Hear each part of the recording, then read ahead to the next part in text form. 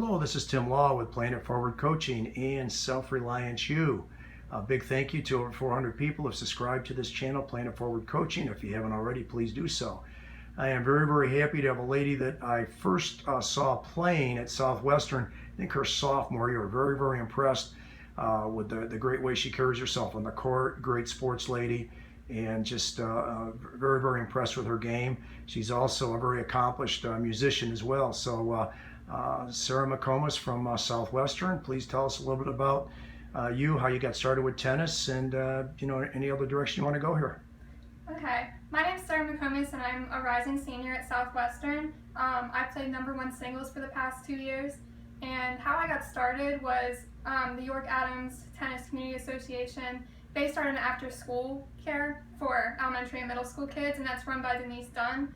So that's how I got started. So basically we would just do homework, and then we'd hit on the wall when it was winter out, and then when it got nice out, we'd go out on the courts.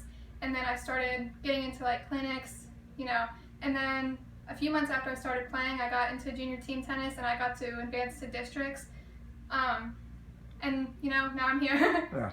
Well, and you're also a very accomplished musician, Sarah. Tell us a little bit about that, please. I play violin in the orchestra, I play clarinet in band, and I am a soprano and chorus.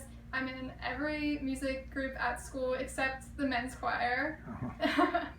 And I made district orchestra this year. Oh, wonderful, wonderful. Well, and I got huge respect. I mean, it's challenging enough to play and devote yourself to a sport or a musical background like you have, and to do both. It's just phenomenal as far as all your efforts and everything. So what as far as the upcoming season for you, Sarah, what are your expectations there at Southwestern? I'm just aiming to do at least as good as I did last year. Last year I got 3rd in the county tournament, but I know there are some good players coming up, so I'm really just trying to hold my ground. But my main goal is to do better, but I'd be a little bit disappointed if I did worse. Sure. And as far as the city-county tournament is concerned, what can you share with us on that? I think it's very organized and very, very, everyone is so welcoming, and everyone, is super supportive, and the sportsmanship is like no other. And Phil is great at directing everything. Yeah, he certainly does a great job for sure.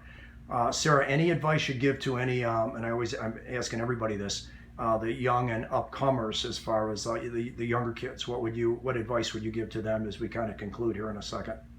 I think the biggest thing you have to focus on is the mental game. If you can't focus on that ball, you're not gonna win much.